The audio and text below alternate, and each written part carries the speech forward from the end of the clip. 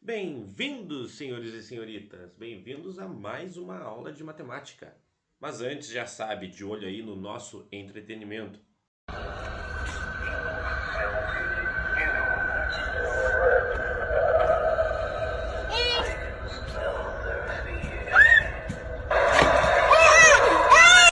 Continuando sobre os quadriláteros, ou melhor, sobre os paralelogramos. Lembra que o tipo de quadriláteros na aula passada foi os paralelogramos e os trapézios?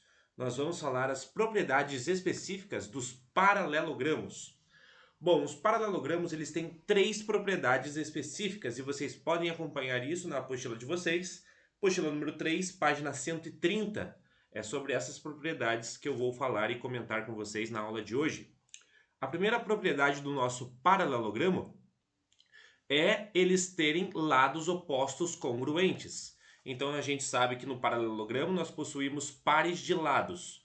Então o AB é congruente ao lado DC, ou seja, é igual. E o lado AD é congruente ao lado BC, ou seja, também igual. Essa é a primeira propriedade dos paralelogramos. A segunda propriedade diz com respeito aos ângulos.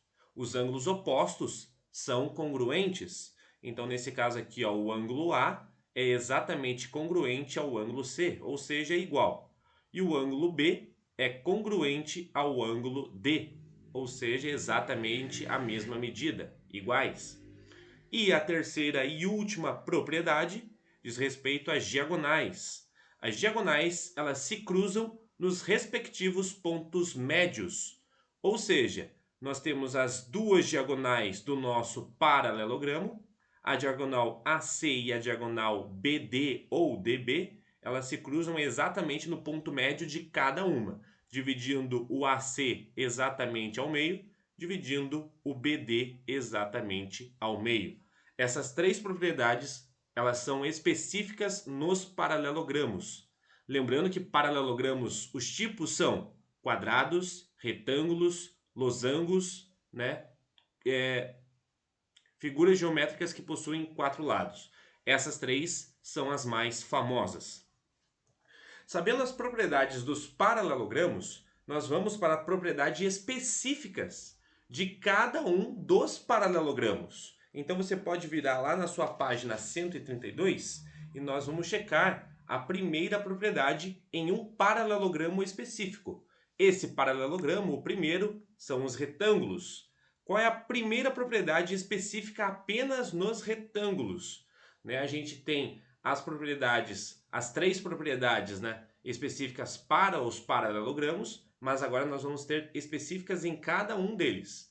Nos retângulos, nós temos uma propriedade específica com respeito às diagonais. As diagonais, elas são exatamente congruentes, elas são exatamente iguais nos retângulos. Então, olha só, a diagonal AC é exatamente igual à diagonal BD, tem exatamente a mesma medida, são congruentes.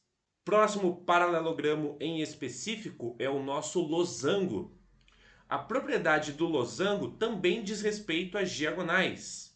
As diagonais nos losangos são perpendiculares entre si. O que é perpendicular? Formar um ângulo de 90 graus. Então repare lá, ó, a nossa diagonal AC e a nossa diagonal DB, ela tem entre elas ângulos de 90 graus, São essas notações aqui dentro do nosso losango e corresponde às bissetrizes dos ângulos internos. Ou seja, aqui não ficou meio posicionado certinho, só que todas as diagonais, elas dividem cada ângulo dos nossos losangos exatamente em dois lados iguais. Elas dividem o ângulo ao meio. Todas as diagonais de um losango dividem os ângulos ao meio e são perpendiculares. Tá, mas qual que é a diferença da diagonal do losango para a diagonal do retângulo? A diagonal do losango, elas não são congruentes. Repare aqui, ó.